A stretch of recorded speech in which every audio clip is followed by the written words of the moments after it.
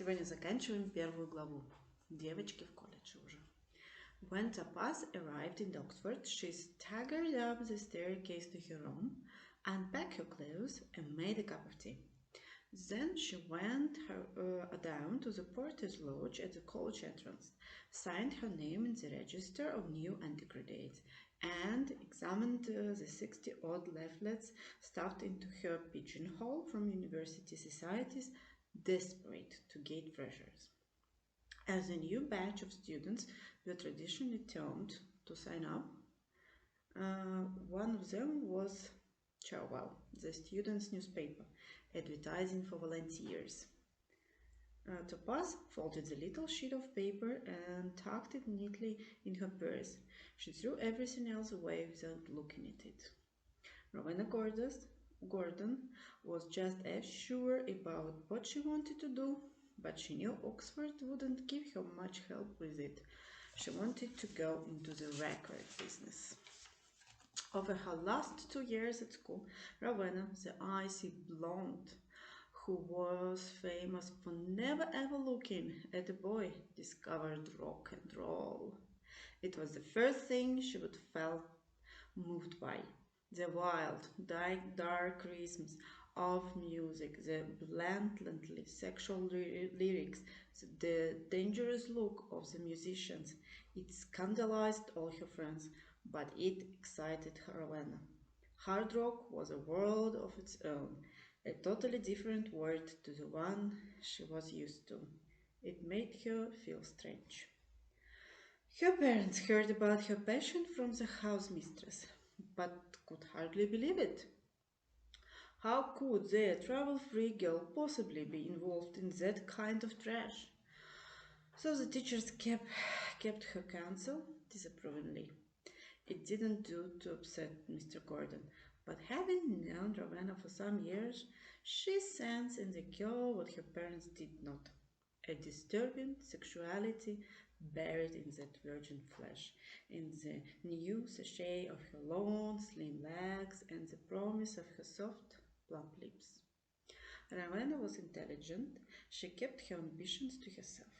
Music would have to wait until she'd graduate, and meanwhile, there was Oxford to attend to. Her first term, Rowena, newly up at Christ Church, joined the Oxford Union. It was the most important society in Oxford, and so Rowena Gordon intended to be the president. 3/4 of all undergraduates were members of the union. It owned its own buildings in the center of the city and possessed a cheap barn cocktail cellar that were always packed out. It was regarded as a nursery for Britain's political elite. Prime ministers and cabinet members, from Gladstone to Michael Heseltine, had been officers and presidents there. The program of speakers and events for Topaz and Rowena's first term had included Henry Kissinger, Jerry Hall, Warren Beatty, and the Princess Royal within the space of 8 weeks.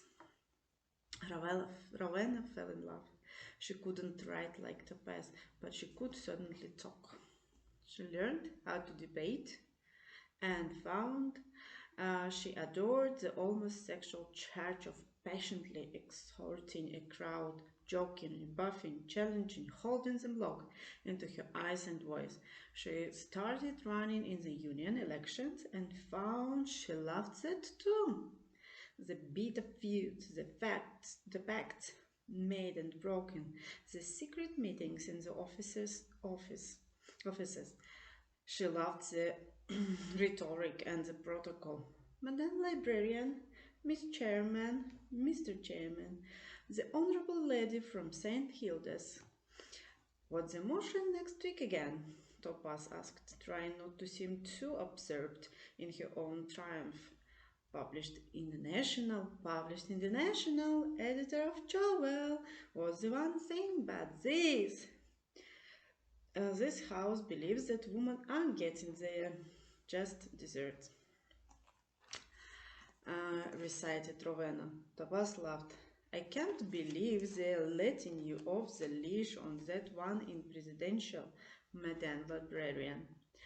Ravenna allowed herself a quick smile. No can I, to be honest, she admitted. Gilbert is such a brat about feminism. The British presidential debate took place once a term and was the final showdown between officers and other candidates for the top job. Ravenna's only real competition was the secretary, Gilbert Docker, 100% public schoolboy, blood so blue it was absence. Gilbert found it appalling that women should even be allowed to join the union, let alone run for office. In the good old days, they had to watch silently from the visitors' gallery with all the other peasants.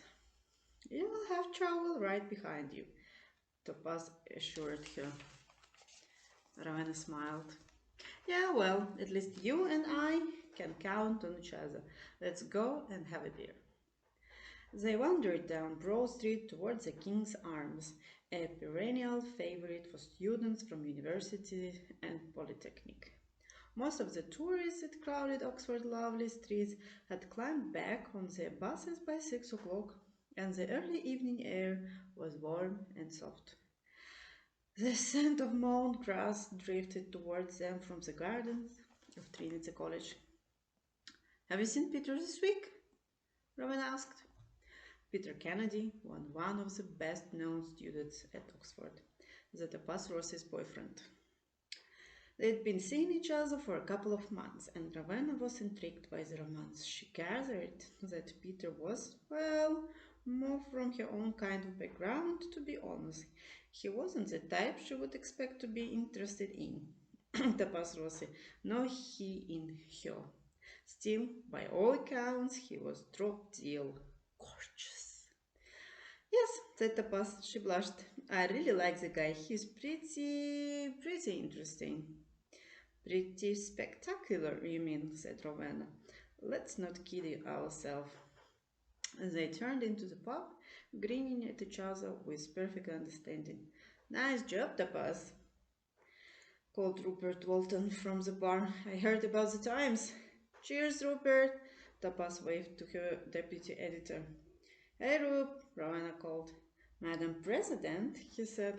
Bloody hell, don't say that, Ravenna protested, fighting her way through the crowd. Gin and tonic, Labatt's, and whatever Rupert's drinking, please. You'll jinx it. Nothing can jinx it after the piece on him. I'm running next week, he said smugly. It's not even editorial condemnation. It's just a long list of his own quotes, starting with working mothers are responsible for the climate rate, and ending with Oxford was designed for the sons of gentlemen, and it ought to be kept that way. I'll have a Guinness, please, thanks. They threaded their way back to the table, nodding at friends, Chris Johnson and Nick Flower. Two of Rowena's candidates were sitting next to Topaz. Look out, Rube, hex in the air, she teased. You go out for an innocent drink with Miss Gordon and end up in the middle of a slate meeting. Right, said Rupert. You'll wind up civil servant, the lot of you, and serve you right. No fate is too bad. How is it looking, guys? Asked Rowena. Ignore the bud in Fleet Street's come over here. Christchurch is solid, said Nick, as ever, or else not. Surprise? Hertford's will give you 150 line votes. God bless Hertford, said Topaz. I mean, Rowena concurred. We've got Queens, Lincoln, Jesus, and St. Peter's spread out. Belial's is a problem, so is Jones. Why? Asked Chris. Nick struggled because Peter Kennedy decided he wants to support Gilbert and he's mobilizing the old school ties. A slight chill fell over the table and Ravenna felt her heart sink. Gilbert, really? had never been that much of the threat. Peter was another mate. Topaz touched her sleeve. Don't worry, I will go see him. Talk some sense into him. He will be cool. Thanks, sweetheart, Ravenna said, wondering what she would do without her. She didn't want Topaz dragged into political row between her best friend and her boyfriend. But I will do it. The one is really my problem. I'll sort it out. Peter Kennedy versus Ravenna Gordon. Rupert thought, looking at the two beautiful girls. Now, that will be interesting. Thank you.